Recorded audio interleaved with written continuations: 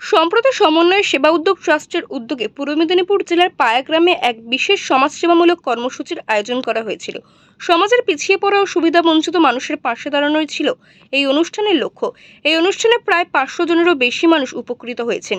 এদিন 300 জন ছাত্রছাত্রীদের মধ্যে ব্যাগ ও স্টাডি মেটেরিয়াল কিট, 150 জন প্রবীণ মহিলার মধ্যে শাড়ি এবং 100টিরও বেশি পরিবারকে মশারির মতন প্রয়োজনীয় সামগ্রী বিতরণ করা হয় বলে জানিয়েছেন ট্রাস্টের চেয়ারম্যান মনোজ ঘোড়াই। ট্রাস্টের পক্ষ থেকে কিছু জিনিস সমগ্র জিনিস আমরা প্রদান করেছি এবং করব মানুষের জন্য, দুস্থ মানুষের জন্য, ছাত্রছাত্রীদের জন্য, শিক্ষা নিয়ে ছোট ছোট বাচ্চা ছেলে মেয়েদের পড়াশোনার যে অভাবটা রয়েছে আমরা দেখতে পাচ্ছি, তার পাশে কিছু দাঁড়ানোর জন্য চেষ্টা করছি আমরা।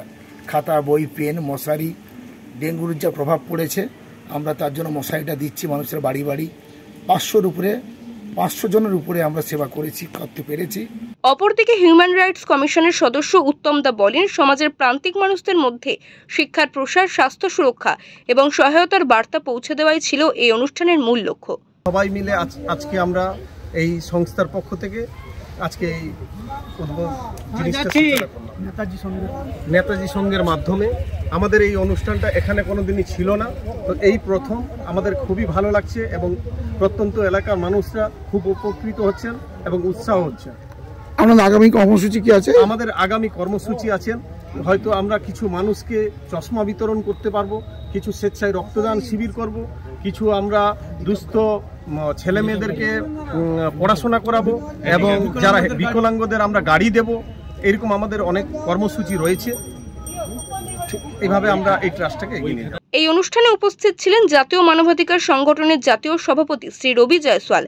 তিনি বলেন, এই ধরনের সমাজমুখী উদ্যোগ শুধুমাত্র ত্রাণ নয়, বরং গ্রামীণ উন্নয়নের গুরুত্বপূর্ণ স্তম্ভ। আমরা পশ্চিমবঙ্গ সহ দেশের 13টি রাজ্যে সক্রিয়ভাবে নাগরিকদের অধিকার ও সচেতনতা নিয়ে কাজ করছি। বাচ্চাদের মধ্যে স্কুল ব্যাগ, স্টাডি ম্যাটেরিয়াল এই সমস্ত কিছু বিতরণ করছি এবং গ্রামে এসে মানবাধিকারের বিষয়ে, গ্রাম উন্নয়নের বিষয়ে কীভাবে আমরা কাজ করতে পারি সেটার একটা আমাদের সার্ভে চলছে। এখানে এসে আজকে আমাদের সঙ্গে পুরো টিমটাকে পেয়ে ভালো লাগছে। এখানে জমায়েতটা দেখে বাচ্চারা খুব আশা করে এখানে আমাদের সাথে যুক্ত হয়েছে। তাদেরকে দেখে আজকে গ্রামে বাচ্চারা কীভাবে পড়াশোনা করছে তাদেরকে একটা ট্রাস্টের মাধ্যমে, চ্যারিটেবল ট্রাস্টের মাধ্যমে আমরা কতটা সহযোগ করতে পারছি সেই প্রয়াসটা করা হচ্ছে। সমন্বয় সেবা উদ্যোগ ট্রাস্ট আগামীতেও গ্রামে গ্রামে গিয়ে শিক্ষার প্রসার, কর্মসংস্থানের সুযোগ এবং সামাজিক সচেতনতা বৃদ্ধিতে কাজ করবে বলে জানান আয়োজকরা। ব্যুরো রিপোর্ট, ওঙ্কার বাংলা।